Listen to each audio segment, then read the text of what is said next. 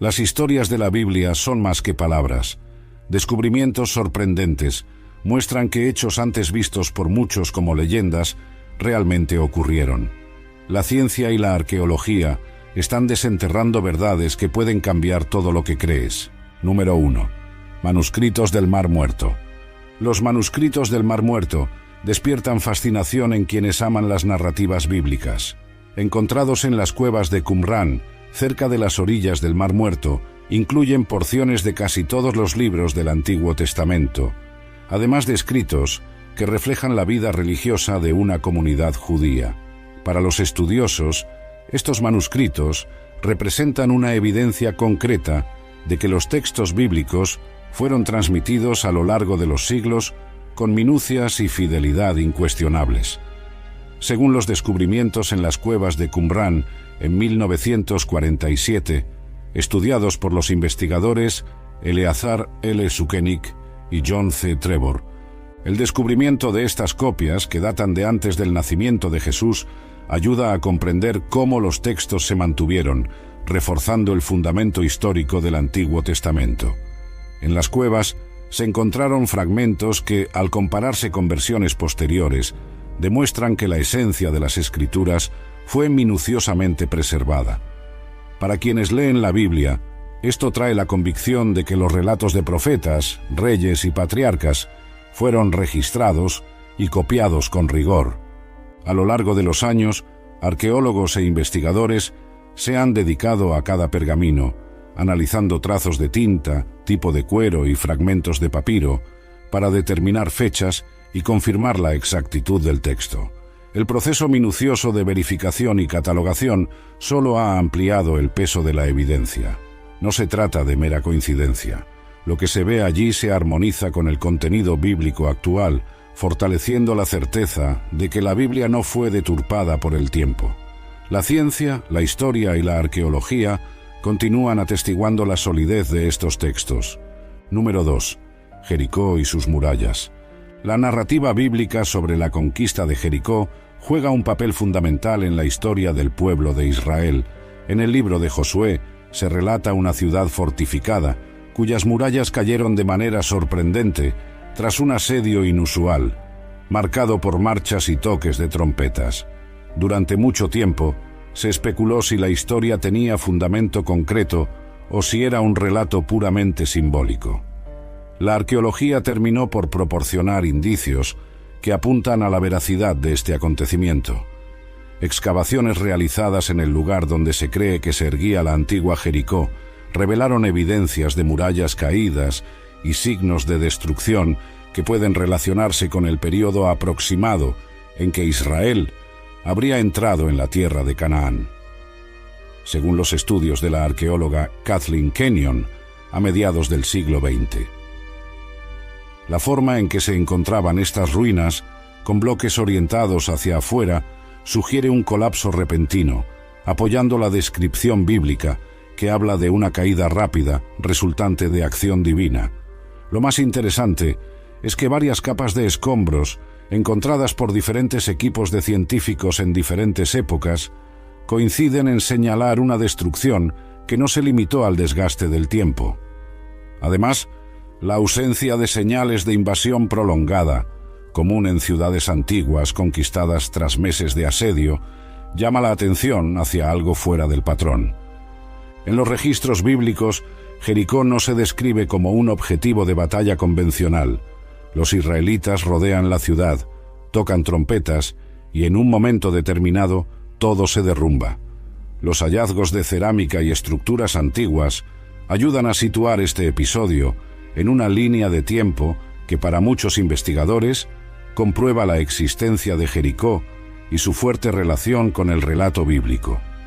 Aunque existen debates sobre fechas exactas y sobre qué capa de ruinas corresponde a la época de Josué, la mayoría de las evidencias permanece alineada con la narrativa de las Escrituras, indicando que algo extraordinario ocurrió en este lugar.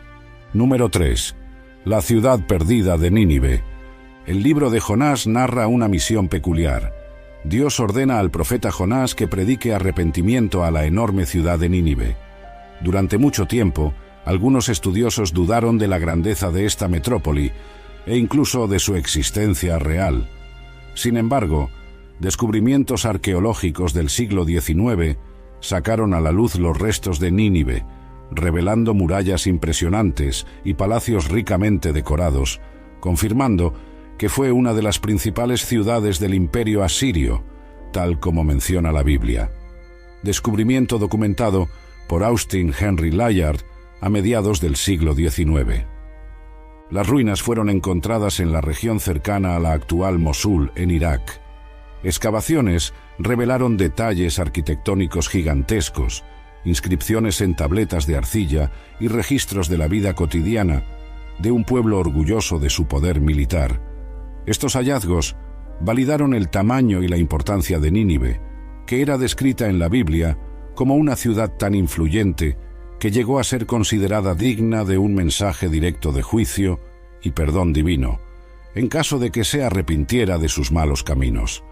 Según el texto bíblico, Jonás finalmente decidió obedecer y proclamar el mensaje de Dios, lo que resultó en la sorprendente reacción del pueblo y de los gobernantes, quienes se humillaron en ayuno. La naturaleza de este arrepentimiento fue tan grande, según las Escrituras, que Dios suspendió la calamidad que había anunciado. Estos registros ganan sustancia cuando se percibe en los hallazgos arqueológicos un retrato de una cultura próspera, pero también marcada por prácticas que chocaban a otros pueblos de la época. Para la comunidad académica, la confirmación del sitio exacto de Nínive y la grandiosidad encontrada allí muestran cuánto la Biblia registra hechos históricos de civilizaciones fuertes, que dejaron huellas innegables.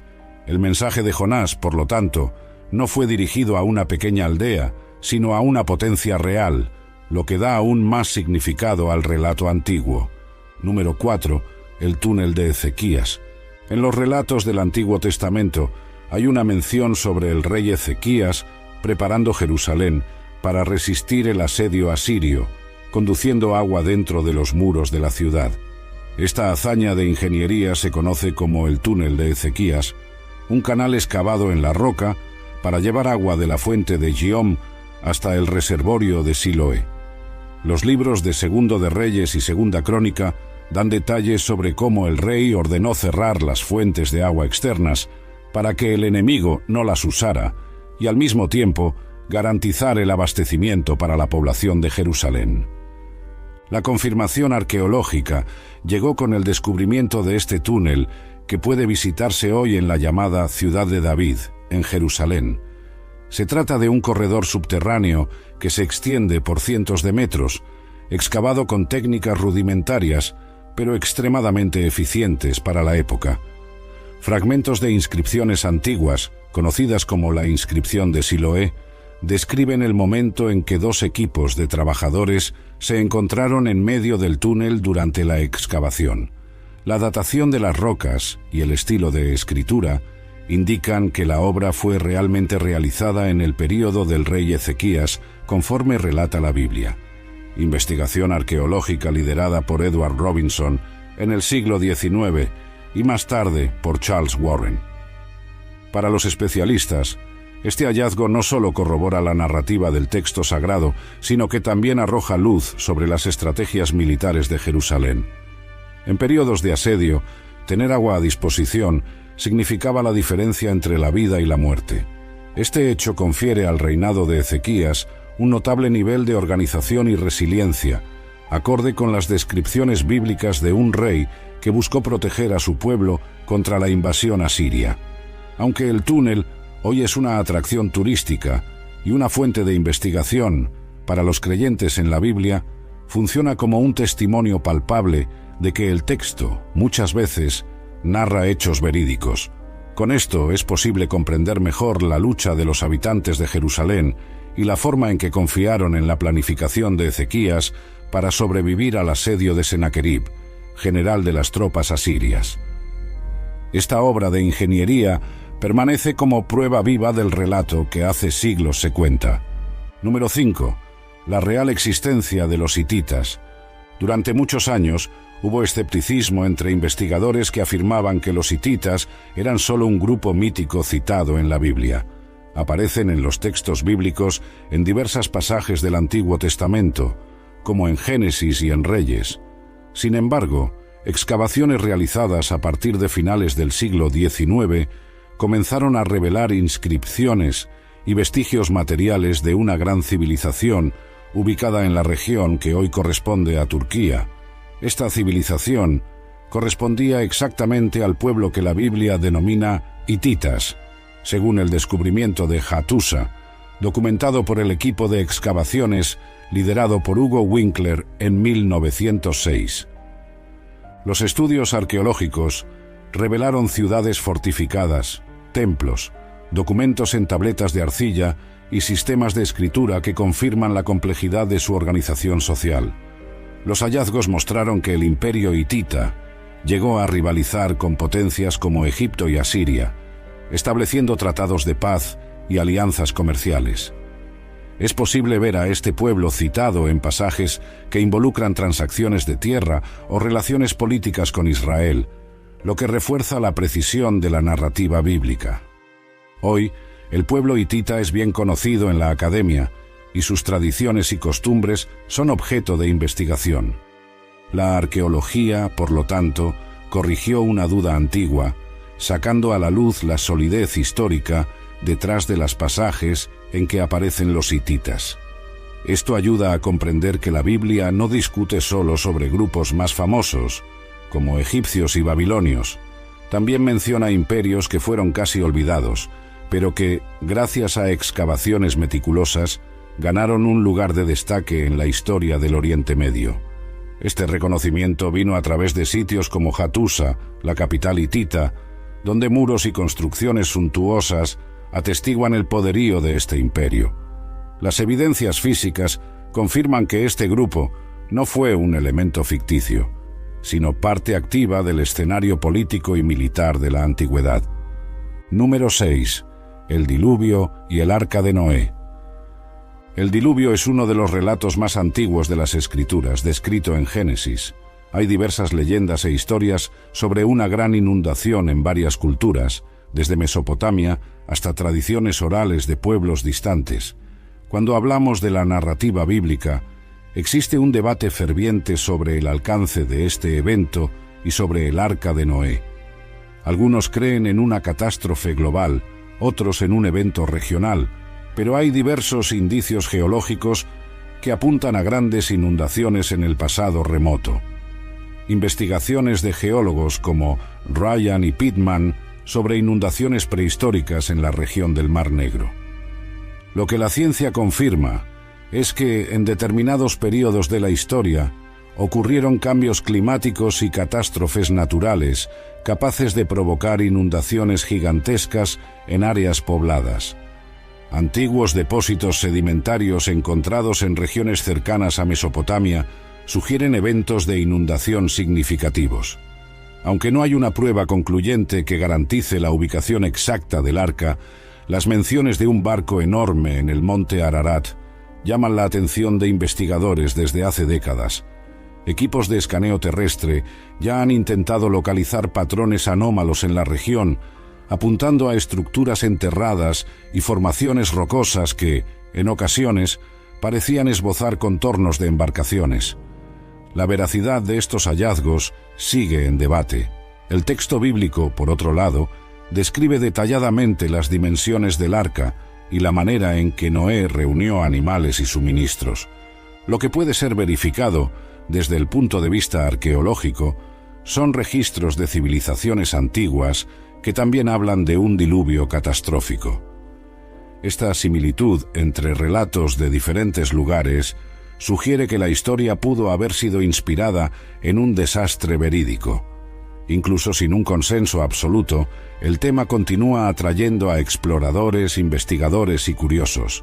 De cualquier manera, la idea de que una gran inundación ocurrió en determinado momento del pasado encuentra eco en estudios geológicos. Esto aporta cierto respaldo a la narrativa bíblica de que hubo un evento marcado por aguas que subieron a niveles excepcionales y de que un hombre llamado Noé tuvo el papel crucial de salvar la fauna que lo rodeaba, bajo orientación divina. Cuando el Antiguo Testamento menciona Ur de los Caldeos como tierra natal de Abraham, muchos cuestionaban si esta ciudad realmente existió en la antigüedad. La arqueología, sin embargo, localizó excavaciones en el sur de Mesopotamia que revelaron vestigios de una ciudad altamente desarrollada para su época, con templos, palacios y registros escritos en tabletas de arcilla. Estos descubrimientos salieron a la luz principalmente a partir del siglo XX. Ur fue confirmada como un gran centro urbano, próspero y culturalmente rico. Objetos artísticos de fina manufactura, tumbas elaboradas y sistemas de irrigación demostraron que la región alcanzó un nivel elevado de organización. Hallazgos realizados por Sir Leonard Woolley en los años 1920. Para quienes estudian la Biblia, entender que Abraham partió de un lugar desarrollado y viajó en dirección a una tierra que Dios le había prometido confiere aún más riqueza a la narrativa de Génesis. Adobe Acrobat, your team's home base, collaborate within a shared PDF space. You've got your docs, your plans, your specs, and then invite the crew to build what's next. They talk up the teamwork. Here's an updated render. They think that this design could be a contender. And when somebody wonders what's the next step, AI helps you finish the rest. Bolts are tight, now your plan's refined. Run a smoother business when you're all aligned. Do that with Acrobat. Learn more at adobe.com/do-that-with-Acrobat. No se trataba de alguien sin raíces, sino de un hombre que dejó una ciudad pujante para seguir un llamado divino. Los hallazgos en Ur incluyen zigurat, que servían de templos dedicados a deidades locales, indicando una religiosidad compleja. La presencia de documentos escritos en cuneiforme evidencia prácticas comerciales avanzadas. Todo esto ofrece un panorama sobre el ambiente cultural que Abraham habría dejado atrás. La realidad de una ciudad grande e influyente, donde él vivía, contrasta con la fe que lo llevó a habitar en tiendas y a peregrinar por tierras desconocidas. Esta comprobación arqueológica de la existencia de Ur ofrece una visión significativa sobre el contexto del patriarca. La vida en una tierra próspera y urbanizada hace que su obediencia a la voz de Dios sea aún más impactante al aceptar caminar hacia lo incierto. Hoy, Ur es un sitio arqueológico valioso, permitiendo no solo comprobar el relato bíblico, sino también entender mejor la dinámica de las ciudades-estado mesopotámicas. De esta manera, la historia de Abraham adquiere contornos de realismo, mostrando cómo los relatos bíblicos están ligados a la existencia de lugares históricos bien definidos. Los libros de Segundo de Reyes, Crónicas y también Daniel relatan la conquista de Judá por los babilonios y el exilio de gran parte del pueblo de Israel. La figura de Nabucodonosor es central en este periodo, y durante siglos hubo quienes pensaron que el poderío babilónico descrito en la Biblia pudiera haber sido exagerado. Sin embargo, registros cuneiformes encontrados en Babilonia confirman la extensión y la fuerza de este imperio. La puerta de Ishtar, excavada en el siglo XX, demuestra la imponencia arquitectónica babilónica, pues sus paredes azules y dibujos en relieve retratan dioses y símbolos de poder. Descubrimiento y reconstrucción parcial, liderada por el arqueólogo Robert Koldewey a principios del siglo XX. El famoso escrito de Nabucodonosor en cilindros y estelas, describiendo sus construcciones y campañas militares, coincide con el período y los hechos narrados en la Biblia. La narrativa de Daniel describe no solo la grandeza del palacio babilónico, sino también las intrigas políticas y los costumbres que allí se practicaban. Las ruinas reveladas demuestran que Babilonia tenía un complejo de edificios palaciegos, jardines y templos. El relato de Daniel sobre su vida en la corte y los decretos de Nabucodonosor encuentra eco en la cultura y en la organización administrativa del imperio, como lo revelan los hallazgos arqueológicos. Esto refuerza que el texto bíblico no describe de forma fantasiosa un reino inexistente, sino relata prácticas reales de un pueblo poderoso que dominó una vasta extensión de tierras. Al igual que Jericó y otras ciudades citadas en la Biblia, Babilonia es otro ejemplo de cómo descubrimientos científicos e históricos soportan el registro de las Escrituras. Aunque la narrativa incluya elementos sobrenaturales, como visiones proféticas y milagros, el escenario histórico y político está basado en evidencias concretas. Este conjunto de pruebas ofrece un puente para quienes buscan entender cómo fe y arqueología pueden caminar juntas, mostrando que el relato bíblico está alicerzado en lugares, personajes y gobiernos que realmente existieron. El rey David. El rey David es uno de los personajes centrales del Antiguo Testamento. Responsable de unificar las tribus de Israel, estableció Jerusalén como su capital y se convirtió en una figura emblemática, incluso para otras religiones. Durante mucho tiempo, la existencia de David como figura histórica fue cuestionada, pero el descubrimiento de una inscripción conocida como la Estela de Tel Dan, que menciona la casa de David, trajo nueva luz a las dudas. Esta piedra, encontrada en el norte de Israel, menciona a un rey de Israel de la dinastía de David, consolidando la idea de que este no fue solo un personaje literario. Identificación realizada en 1993 por el arqueólogo Abraham Biran. Las excavaciones en Jerusalén y en ciudades vecinas también revelaron estructuras de fortificaciones que pueden remontarse al período del reinado davídico. Aunque hay discusiones sobre fechas específicas, los hallazgos señalan que hubo una organización política avanzada en la región en esa época, acorde con la historia de un gobierno centralizado. Pasajes bíblicos, sobre todo en Samuel y Crónicas, relatan las conquistas de David, sus alianzas y la consolidación de un imperio regional. La arqueología, con sus métodos científicos de datación y estudio de cerámicas, fortalece la credibilidad del relato al encontrar rastros de una sociedad estructurada. Más allá del carácter guerrero, David es conocido como poeta y músico, habiendo compuesto numerosos salmos que aún hoy son recitados. El hecho de existir comprobación de la línea davídica amplía la relevancia de estos escritos, pues muestran que fueron generados en un contexto histórico real, no solo en un ambiente mitológico.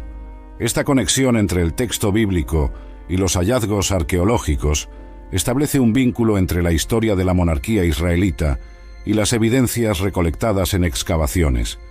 La propia mención a lugares como Hebrón y Jerusalén en los textos bíblicos, combinada con objetos desenterrados que confirman la ocupación antigua, sugiere que las narrativas referentes al reinado de David tienen raíces sólidas en la realidad.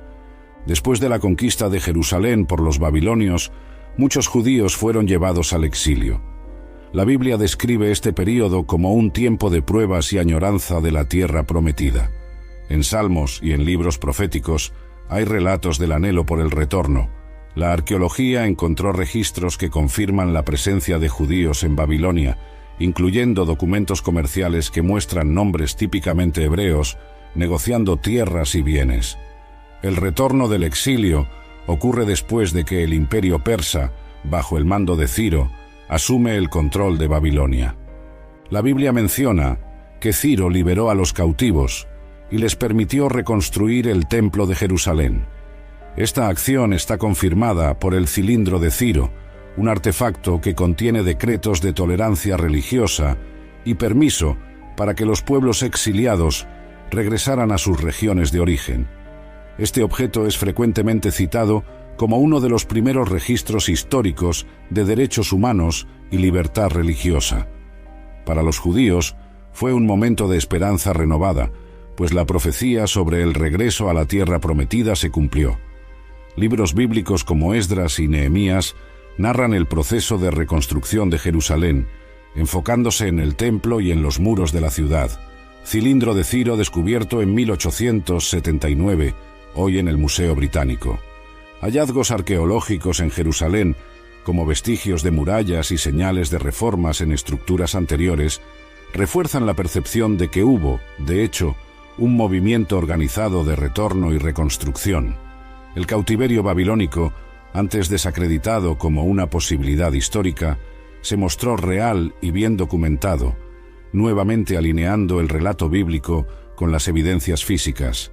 Para muchos, el regreso de un pueblo exiliado y la reorganización de sus prácticas de culto son pruebas de un acontecimiento que transformó radicalmente la historia de Israel.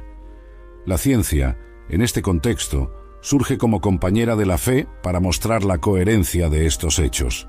Esta unión de testimonios arqueológicos y escritos sagrados pinta un cuadro realista de lo que ocurrió hace tantos siglos. El Templo de Salomón. El Templo de Salomón es descrito en la Biblia como una obra magnífica, repleta de materiales preciosos, erigida con la finalidad de centralizar el culto a Dios en Jerusalén. Salomón, hijo de David, habría empleado constructores hábiles y recursos abundantes para concluir el proyecto. Aunque el templo fue destruido posteriormente, hay menciones de él en registros históricos de pueblos vecinos, además de referencias en documentos antiguos.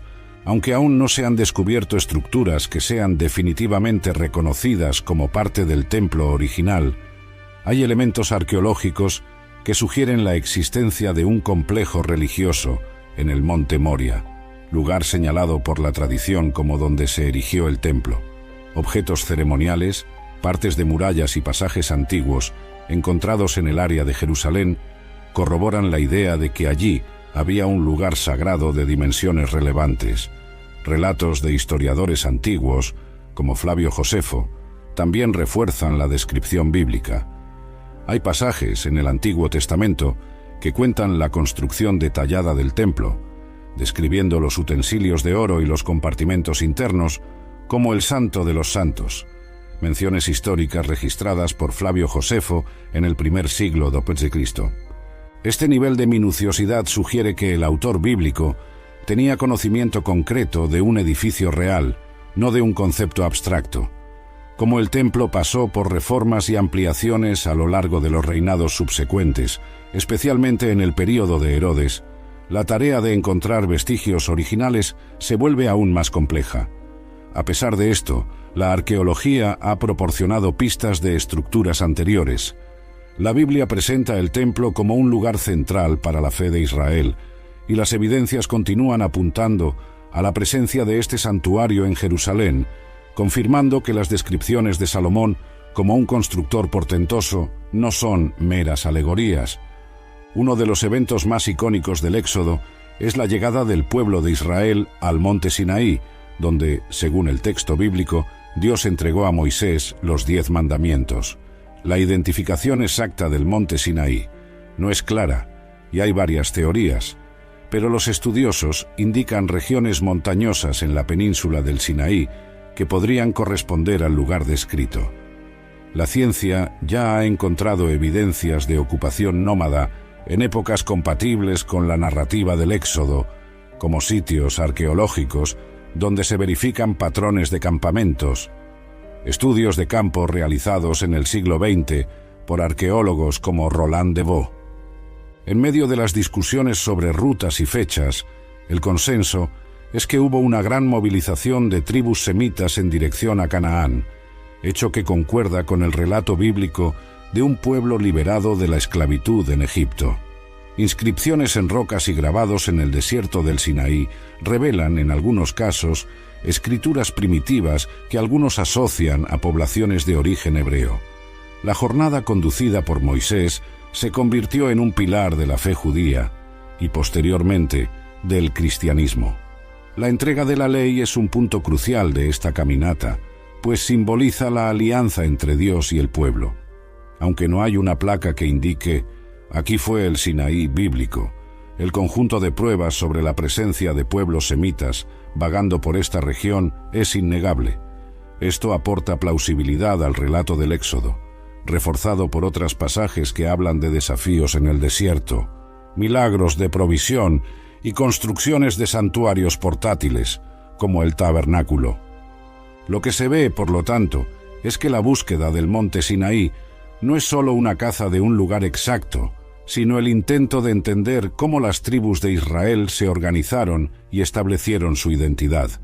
El hecho de que la ciencia localice patrones de ocupación humana en estas paradas desérticas da vitalidad al texto bíblico, que narra una trayectoria larga y llena de obstáculos.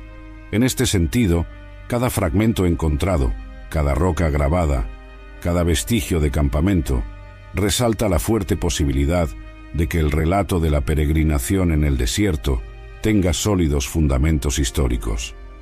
El libro de Génesis relata cómo José fue vendido como esclavo por sus hermanos y acabó en Egipto. Allí pasó de sirviente a gobernador, administrando los almacenes de alimentos durante años de hambre. La narrativa subraya un periodo de 7 años de abundancia, seguidos de 7 años de escasez, lo que llevó a personas de varias regiones a buscar cereales en Egipto. Aunque los registros egipcios de esa época no mencionan explícitamente a José, descubrimientos arqueológicos muestran periodos de escasez relacionados con cambios climáticos o inundaciones irregulares del Nilo. Excavaciones y estudios de egiptólogos como James K. Hofmeyr y Kenneth Kitchen. También hay evidencias de grandes obras de almacenamiento de granos e inscripciones que hablan de altos administradores que ganaron destaque durante crisis alimentarias. Algunos investigadores trazan paralelos entre estos hechos y la historia de José, destacando que no sería inusual que Egipto tuviera nombres y títulos oficiales diferentes de los registros hebreos. La narrativa bíblica menciona la adopción de un nombre egipcio para José, lo que pudo haber dificultado su identificación en los textos nativos. Lo que llama la atención es la coherencia de la Biblia al hablar de un Egipto poderoso, con estructuras administrativas complejas y capacidad de gestionar cosechas y provisiones para períodos de hambre. Esta imagen corresponde a lo que se encuentra en los estudios sobre la civilización egipcia, que tenía una burocracia organizada para la recolección y distribución de cereales. La posición de José, que según el texto bíblico se convirtió en consejero directo del faraón, tiene sentido en medio de un sistema que requería la presencia de hombres de confianza para supervisar las reservas del imperio. El hecho de que Egipto haya sido el celeiro del mundo antiguo en momentos de crisis refuerza la posibilidad de que el relato bíblico se base en acontecimientos reales. Aunque las fuentes escritas egipcias del período son fragmentadas, la arqueología confirma que existieron crisis de hambre y que el almacenamiento de granos fue parte de la solución encontrada. Todo esto sugiere que la historia de José, aunque involucre una fuerte intervención divina en la interpretación de sueños, tiene un trasfondo histórico plausible: el Arca de la Alianza. Se menciona en Éxodo como un objeto sagrado construido para guardar las tablas de los 10 mandamientos. A lo largo de los libros históricos, el arca desempeña un papel central, acompañando al pueblo en batallas y rituales. Las descripciones hablan de una caja de madera, revestida de oro, con detalles minuciosos. Aunque no hay evidencias arqueológicas directas sobre la ubicación actual del arca, diversos objetos de culto encontrados en sitios de Israel y de las regiones vecinas revelan la práctica de guardar ítems sagrados en recipientes especiales, lo que converge con la tradición bíblica. Según hallazgos de cofres religiosos en ciudades cananeas investigados por arqueólogos como William G. Dever, en ciertas ciudades cananeas se han descubierto cofres dedicados a deidades locales, algo que ofrece un paralelo cultural para el concepto del arca. La Biblia menciona que los filisteos en un momento robaron el arca y la llevaron a su territorio, ocasionando episodios marcados por enfermedades inexplicables. Posteriormente, fue devuelta a Israel. Hay quienes buscan pistas sobre esta reliquia en pasajes que hablan del tiempo en que el arca permaneció en el tabernáculo, o cuando fue alojada en el templo de Salomón. Al ser destruido el templo por los babilonios, el paradero del arca se convirtió en misterio. Para los creyentes, la gran importancia del arca reside en el hecho de simbolizar la presencia de Dios entre el pueblo. Incluso sin un descubrimiento arqueológico que apunte su ubicación exacta, otros elementos rituales y litúrgicos provenientes de excavaciones históricas ayudan a entender mejor cómo estos objetos eran empleados. Esta perspectiva confirma que la práctica de construir artefactos sagrados y transportarlos durante viajes y batallas no era extraña al período. Esto corrobora la plausibilidad del relato bíblico, aunque el arca en sí permanezca perdida. La ciencia, en general, reconoce que culturas antiguas poseían utensilios religiosos de alto valor, y las descripciones de la Biblia se ajustan a esta realidad. Una de las pasajes más marcantes de Génesis describe la destrucción de Sodoma y Gomorra, ciudades situadas en la llanura del Jordán. Hay referencias a llamas, humo y azufre, retratando una calamidad tan intensa que Abraham podía avistar la escena desde lejos. Durante mucho tiempo, la existencia de estas ciudades fue cuestionada. Investigaciones arqueológicas en la región del Mar Muerto encontraron vestigios de asentamientos antiguos que fueron abruptamente abandonados, posiblemente debido a catástrofes naturales, como terremotos o explosiones de gases subterráneos. Excavaciones en lugares como Bab ed-Dara y Numeria, estudiadas por Paul Lapp y otros investigadores. Algunos sitios presentan estratos carbonizados, evidenciando calor extremo. Aunque no hay consenso sobre qué sitio correspondería exactamente a Sodoma y Gomorra, estos datos fortalecen la teoría de que pueblos fueron expulsados repentinamente de esta área. La geología del Mar Muerto y sus alrededores es peculiar, con fallas tectónicas y presencia de sustancias químicas que pueden generar fenómenos incendiarios. Para la Biblia, estos eventos trajeron juicio divino sobre ciudades que cometieron graves pecados. La narrativa de Lot escapando con su familia, perdiendo a su esposa en el camino, se recontada en diversas tradiciones judaico-cristianas. Aunque las investigaciones no llegan a una conclusión definitiva sobre la ubicación exacta, el cuadro geológico de actividad sísmica y de posibles erupciones de materiales inflamables confirma que la región fue escenario de grandes desastres naturales. Es plausible que uno de estos eventos haya originado el recuerdo de la destrucción total de ciudades. Así, el testimonio bíblico encuentra posibles correspondencias en el registro físico de la región, lo que sustenta la idea de un acontecimiento real y devastador. Las tablas de Mari y la confirmación de nombres bíblicos, las tabletas de arcilla encontradas en la antigua ciudad de Mari, en la región que hoy es Siria, contienen registros administrativos, diplomáticos y literarios de un período que coincide con el relato de Génesis y Éxodo. Lo que llama la atención es la recurrencia de nombres que también aparecen en la Biblia, como Abraham, o referencias a términos semíticos similares a los de personajes bíblicos. La ciudad de Mari floreció a orillas del río Éufrates, uno de los cursos de agua mencionados en Génesis como parte del escenario de Oriente. Las tablas son valiosas porque retratan tratados comerciales, matrimonios diplomáticos e incluso relaciones religiosas con otras ciudades-estado. Este mosaico de información ayuda a ambientar al lector de la Biblia en el mundo antiguo, mostrando que los nombres y lugares citados no eran creaciones aleatorias, sino parte de una red de poblaciones que efectivamente interactuaban entre sí. Aunque las tabletas de Mari no describen directamente las narrativas bíblicas, refuerzan la existencia de costumbres, rituales y personajes con nombres similares a los que aparecen en el texto sagrado. Descubrimientos publicados en los Archives Royales de Mari, iniciados en 1933, bajo la coordinación de André Parrot. Esto contribuye a la credibilidad de las historias de patriarcas y otros protagonistas del Antiguo Testamento. Al cruzar estos registros con otros hallazgos, como inscripciones en Nusi y Ebla, obtenemos una red de conexiones que apuntan a un ambiente cultural extremadamente dinámico en la región del creciente fértil.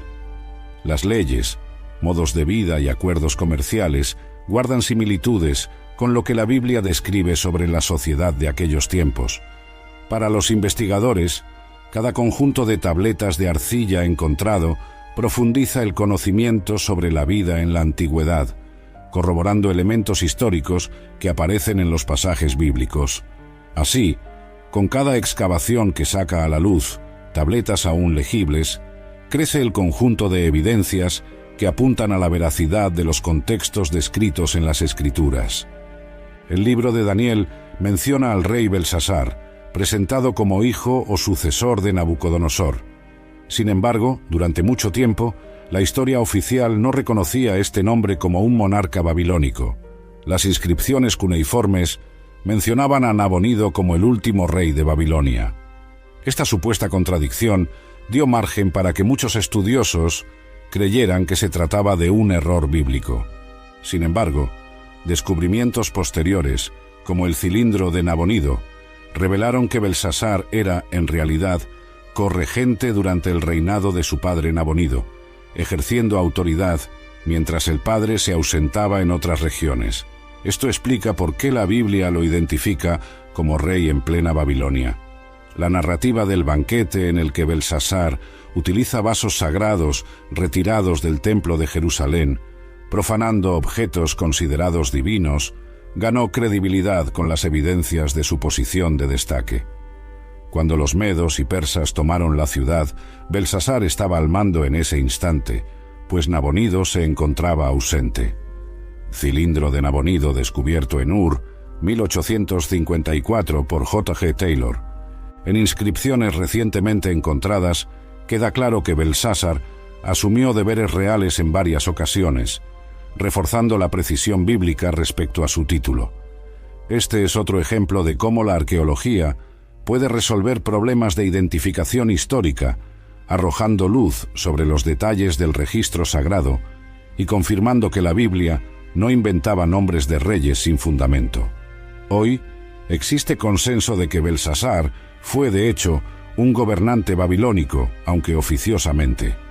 Esta confirmación es un punto determinante para mostrar que la Biblia tenía conocimiento de hechos que muchas fuentes seculares habían olvidado u omitido. En el Nuevo Testamento, Herodes el Grande es citado como rey local bajo la autoridad de Roma, responsable de grandes construcciones en Judea, incluyendo la expansión del Segundo Templo.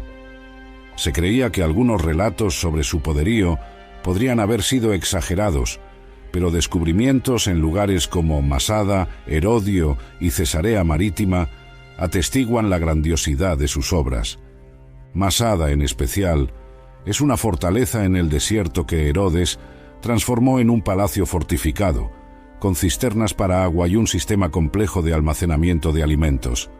Arqueólogos encontraron lujosos mosaicos y baños al estilo romano, confirmando la riqueza descrita en las tradiciones judías y en las menciones bíblicas directas sobre el reinado de Herodes. En Cesarea se construyó un puerto artificial, algo considerado una hazaña de ingeniería notable para la época. Excavaciones sistemáticas conducidas por Yigael Yadin a partir de 1963. Cuando el texto bíblico habla de Herodes, a menudo enfatiza su crueldad y su interés en mantener el trono a cualquier costo, como en el intento de eliminar al niño Jesús, pero también sugiere su gusto por grandes edificaciones.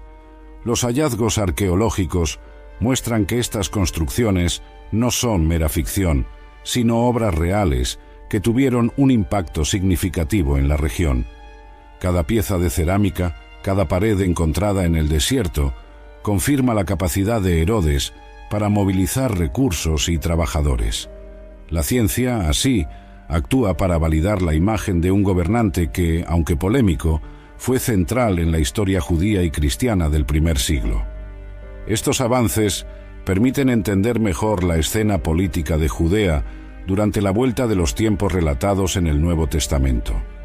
La arqueología confirma que Herodes no era solo un personaje de cuentos, sino un gobernante con enorme influencia, coherente con lo que el relato bíblico sugiere en diferentes pasajes. Todas estas descubrimientos dejan claro que la fe que se apoya en la Biblia no necesita temer a la investigación arqueológica o a los análisis científicos. Cada fragmento de inscripción, cada objeto de cerámica, cada vestigio de ciudad antigua colabora para acercar al lector a las páginas sagradas, mostrando que, detrás de los actos divinos, había un mundo real, compuesto de personas, reyes, conflictos y conquistas. Incluso cuando la narrativa supera la comprensión humana, involucrando intervenciones sobrenaturales, el trasfondo histórico emerge con claridad. El mensaje de las Escrituras puede ser espiritual, pero ocurre en lugares y momentos concretos. La vida de patriarcas, profetas, reyes y apóstoles sucedió en suelos que aún hoy pueden ser investigados. Así, las evidencias científicas sirven no para suplantar la fe, sino para dialogar con ella.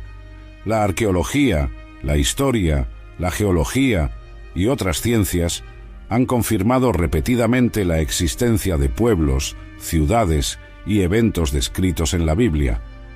No se trata de usar los descubrimientos como prueba definitiva de cada línea del texto bíblico, sino de mostrar coherencia.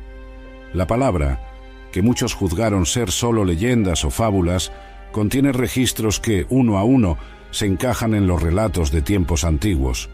Cada capítulo de esta narrativa sirve para contemplar la profundidad de un libro que, a pesar de ser milenario, continúa vivo en el corazón de millones y se mantiene firme ante cada nueva excavación o teoría.